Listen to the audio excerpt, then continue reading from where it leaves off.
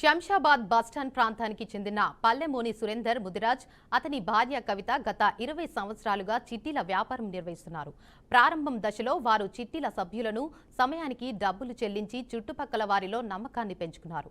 క్రమేపీ వారి వ్యాపారం విస్తరించి కోట్ల రూపాయల లావాదేవీల స్థాయికి చేరింది. నమ్మకంతో చాలా మంది ప్రజలు తమ డబ్బులు పెట్టుబడిగా పెట్టారు.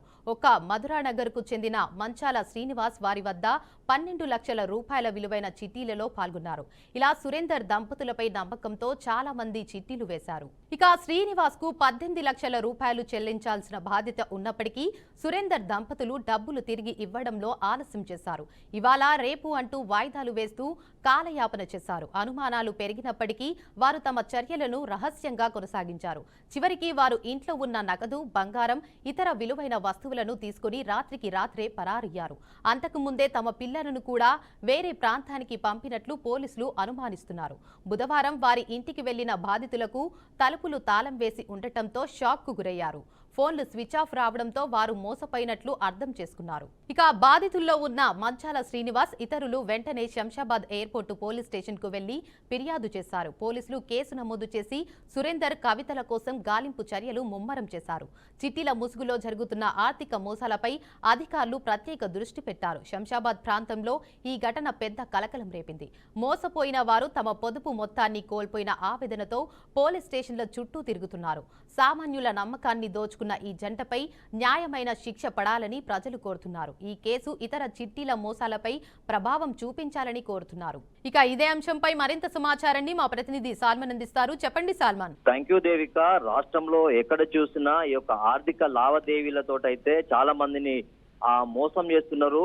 ఆ చిట్టీల పేరుతోటైతే వరుసలు కలిపి, లేకుంటే అక్క, అన్న, తమ్ముడు అని వరుసలు కలిపి అయితే ఈ యొక్క చిట్టీలు అయితే నమ్మకంగా మొదటగా చిట్టీలు అయితే వేపిస్తున్నారు. వేపించిన తర్వాత ఈ యొక్క చిట్టీలు అంటే చాలా మంది అయిన తర్వాత కోర్టు జరిగిన తర్వాత మొత్తానికైతే వీరు చేతులు ఎత్తేసి, లేకుంటే ఆ యొక్క డబ్బునంతా దోసుకెళ్లే విధంగా ప్లాన్ చేసుకొని ఆ ఇంటికి తాళం వేసి ముందుగానే వేరే మకమైతే మార్చిన సంఘటనలు అయితే అనేకం కోకొల్లుగా మనం చూసాం.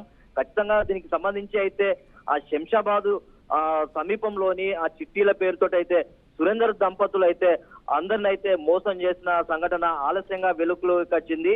దీనికి సంబంధించి సుమారు 5 కోట్ల రూపాయలు అయితే నగదును వేసుకొని అయితే ఉడాయించి అక్కడ ఉన్న లబ్ధిదారులను అయితే కొంత మోసం చేశాడనే ఆరోపణలు అయితే పెద్ద ఎత్తున వినబడుతున్నాయి. ఖచ్చితంగా ఇలాంటి ఆర్థిక లావాదేవీలు లేకుంటే చిట్టీల పేరుతోటి మోసం చేసే వారి మీద కఠిన చర్యలు తీసుకోవాలి. ఖచ్చితంగా ఈ యొక్క చిట్టీలు వేసే వారి కూడా కొంత జాగ్రత్తగా వారి గురించి వారి పూర్తి వివరాలు తెలిసిన తర్వాతనే చిట్టీలు వేయాలి.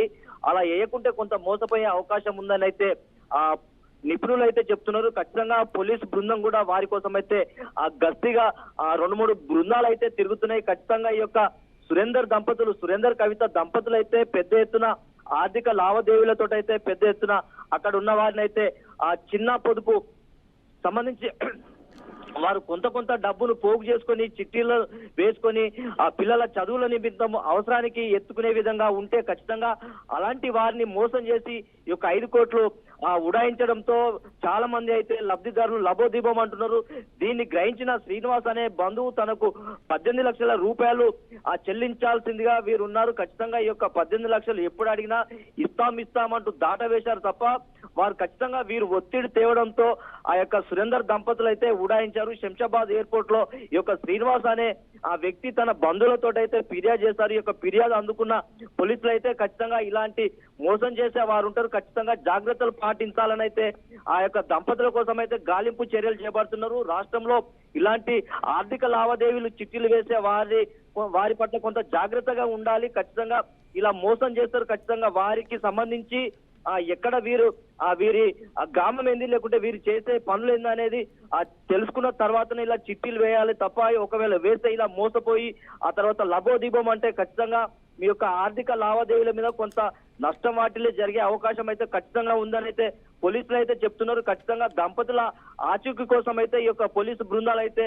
గట్టిగా తిరుగుతున్నాయి దేవిక. అయితే సాల్మన్, ఈ చిట్టీల వ్యాపారం అనేది ఎన్ని సంవత్సరాల నుంచి మొదలు పెట్టిండ్రంటారు? అలాగే దీంట్లో ఎంతమంది మోసపోయి ఉండొచ్చు?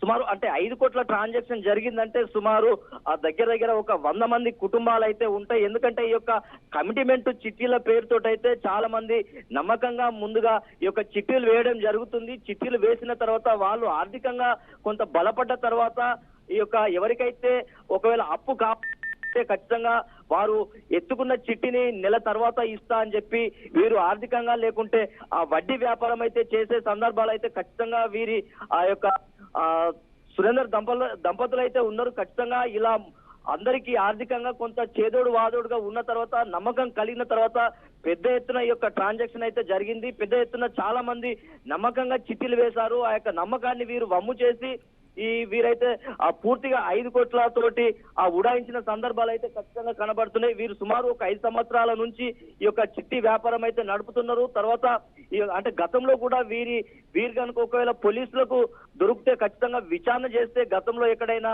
ఆర్థికంగా లేక ఇలా మోసం చేసిన సందర్భాలు ఏమైనా ఉన్నాయని అయితే కూపిలాగే అవకాశం అయితే స్పష్టంగా కనబడుతుంది దేవిక. అయితే సాల్మన్ ఇప్పుడు ఎవరైతే బాధితులు ఉన్నారో ఇప్పుడు వాళ్ళకి రిటర్న్ అయ్యే ఛాన్సెస్ ఏమైనా ఉన్నాయి అంటారా మరి? ఖచ్చితంగా ఒకవేళ పోలీసులు అయితే ఖచ్చితంగా వారినైతే వారి యొక్క ఆచూకీ తెలుసుకొని ఖచ్చితంగా వారిని అయితే విచారణ చేస్తారు. ఎక్కడెక్కడ ఆ యొక్క చాలా మంది అయితే చిట్టీలు వేసిన తర్వాత వారు ఆర్థికంగా ఉండి లేకుంటే ఏదైనా ఆస్తిపరంగా కొనుగోలు చేసే అవకాశం అయితే స్పష్టంగా కనబడుతుంది. ఖచ్చితంగా ఇలా మోసం చేసిన వారు లేకుంటే ఏదైనా పొలాలు కానీ లేకుంటే ల్యాండ్స్ కానీ కొనుగోలు చేసుకునే అవకాశం అయితే వీరు ఖచ్చితంగా దాని మీద దృష్టి పెట్టి ఆ యొక్క కొనుగోలు చేస్తారు. అలాంటి వారు ఖచ్చితంగా దొరికితే ఖచ్చితంగా వారి నుండి రికవరీ చేసి బాధితులు ఎవరైతే ఉంటారో వారికి చెల్లించే విధంగానైతే పోలీసులు అయితే ప్రయత్నం చేస్తున్నారు. Right, thank you for the update Salman.